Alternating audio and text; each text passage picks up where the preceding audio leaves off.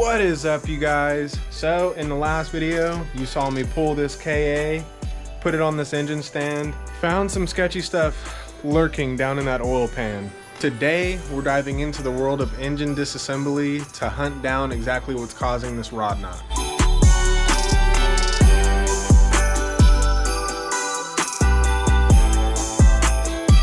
Now, before we get all Sherlock Holmes on this engine, let's recap what rod knock is. So rod knock essentially is a knocking sound that comes from the rod bearings. It can be a special case here and there where the main bearings could be causing the issue, and the crank journals that the rods ride on could also cause issues. If they're out of spec, it's going to eat up the bearings. You replace the bearing, it happens again, you'll basically pinpoint your issue pretty quickly if that's the case. First things first, put your safety squints on. Never know when a rogue bolt might go flying. First, we're going to start by getting this back over, taking that head off so I can have access to the pistons, and let's see what we can find.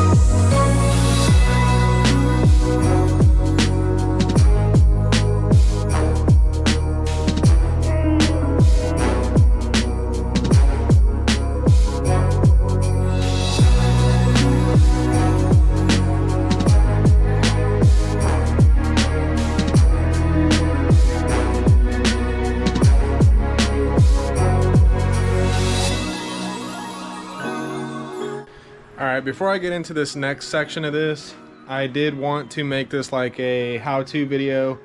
I have someone that's been following and is new to the KA, Lewis, buddy. Let's see if we can figure this out. We can have everybody else jump in the comments as well. Maybe you guys might have something that'll work. Stripped out spark plugs. If it's not coming out of that spark plug tube, the head is gonna have to come off. In my case, I've done the upgraded head studs. But what you have to do, you have to take off the cams to even get to those studs. In your case, it might be bolts. If it's bolts, you'll still, no matter what, regardless, cams have to come out. If you watched the video that I did a couple weeks ago, I zip tied the cam gears onto the timing chain. So that's an easy way to do it. If you're gonna go to the extent that I'm doing right now, all of this is going to have to come off. You could probably zip tie this main gear here because this is for your timing, your distributor. You could probably zip tie to this one, but this bolt is going to have to come out. Now, warning, when it comes to this bolt right here, be very, I mean, as careful as you could be, like a china cabinet careful. Like, this bolt will strip so easy, and I am not even joking. Be careful with that bolt. What you're gonna have to do, take all the cams out, take everything off up here, and you'll see these little divots right down in here. You can see these. Like I said, I did the upgrade to the studs. so I can have more clamping force since it is boosted. But all these have to come out, and you have to do it in a sequence. I'll have to refresh my brain on it. I'm not taking the intake off yet, and I'm not taking the exhaust off. I'm gonna keep all that together. I am gonna work on this one, and then we'll get into the rest of it to get this off. I just wanted to stop this one real quick just so I can show you guys. Really, it's one specific, this is a very weird case with a stripped out spark plug on a KA. I've heard of it on a lot of other vehicles, but not so much on the KAs. I've heard of this stripping out and a few other bolts stripping out, but never the spark plug. That's a first for me. It'll be hell on earth for the next person. So we're gonna see if we can't figure something out, but I know if it's not coming out of that tube, the head will have to come off and you'll have to figure out a way to extract it. We'll go ahead and get into this now and kind of do a step-by-step. So like I said, this front, I guess you'd call it a snout bolt, where the distributor plunges in right here, this is where it gets its timing. But this right here, you'll have to be really careful getting off. So let me see, I believe it was a 19. All right, so it is a 19 millimeter socket. Put something down on the crank pulley so I can hold against it. But I cannot stress it enough, you guys. Be very careful with this bolt.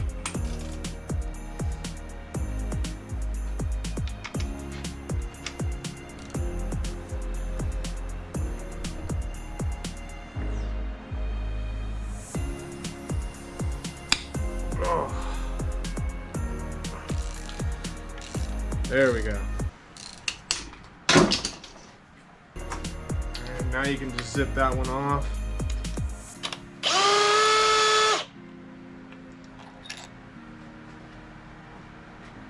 Yeah, make sure you check the threads on that one as well. Make sure the threads look good. Everything here looks copacetic. None of these try to jump or strip. Just make sure you check that stuff. All right, before I can get anywhere else, the lower timing cover is gonna have to come off because there's a tensioner that's down in here holding on to the lower timing chain. So we need to get that tensioner off so we can pull this chain. We'll be able to undo the head and get it off. I took out all the buckets. I got the front lower timing cover off. I took the chain guide off, got the chain off, did all that. I went ahead and took off the exhaust. I'm gonna have to extract the broken stud over here so I can have no more exhaust leaks. I'm tired of hearing that every time I started it, so I'm definitely gonna fix that. I thought it was just an open spot, and why I thought it was just an open spot, yeah, I don't know. I really don't know. Now we're gonna go ahead. I looked up on the FSM for the torque, or not the torque, I guess the removal sequence. So here, let me see, I'll put the camera like this, make sure this is a good spot. So your sequence, so here's the front of the motor. Your sequence is 10, 9, 8, 7, 6, 5, 4, 3, 2, 1. And you want to make sure that you do that, or you're gonna warp the head. It's gonna act really goofy. I went ahead and did that, so you can just replay that part of the video, pause it, but that is the sequence to take the head off. So now that's what I'm gonna do. See if there's any interference with the valves on the top of the pistons and see how everything looks inside the cylinders.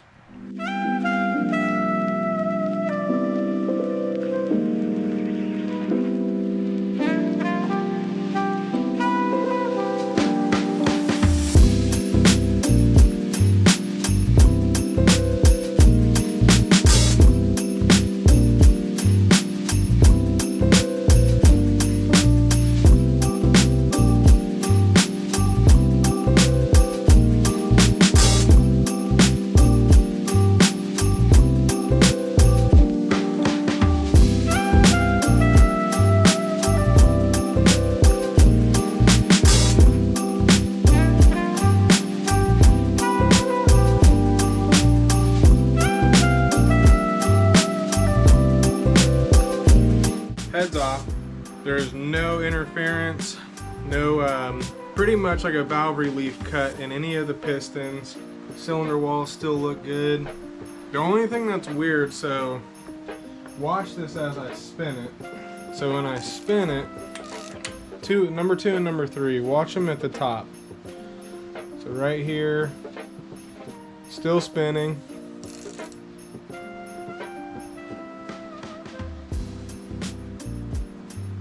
I don't know if it's just my eye playing with me or what, but this looks like it's coming down before this.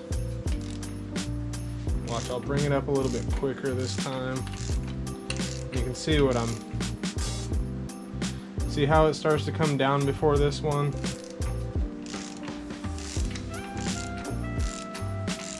I'll do it quick. It's like the smallest thing, but I don't know, maybe my eyes are messing with me. I don't know. The good thing is that I don't see anything crazy going on inside the cylinders. The pistons look great still. It's kind of making me want to just pull the rods, the rod caps, check those bearings, see if I'm within spec, and then obviously order accordingly. These all still look really good. Cylinder walls.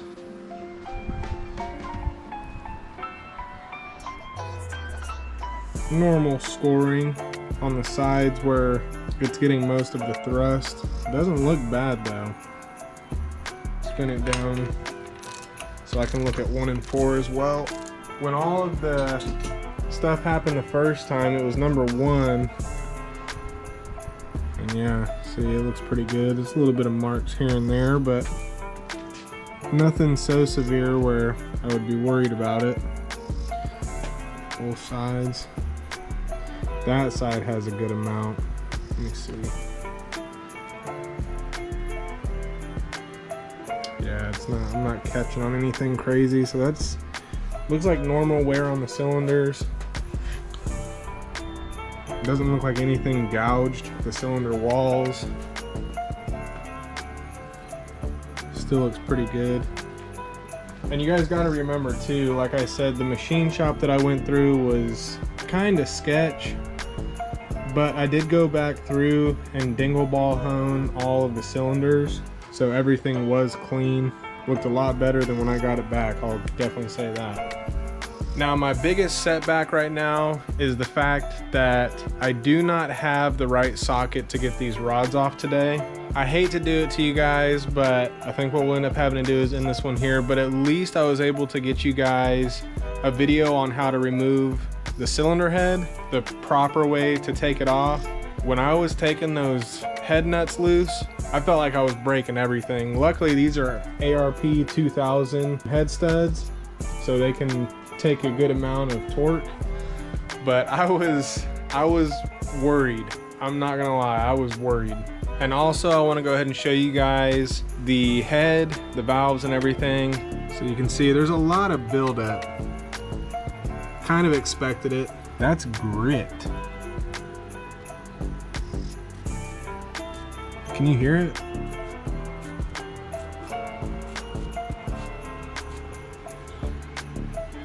I don't know if that's just crud or what. Looks like all of the exhaust side is clean. All of the intake side is dirty. Okay, so maybe it's something on the head.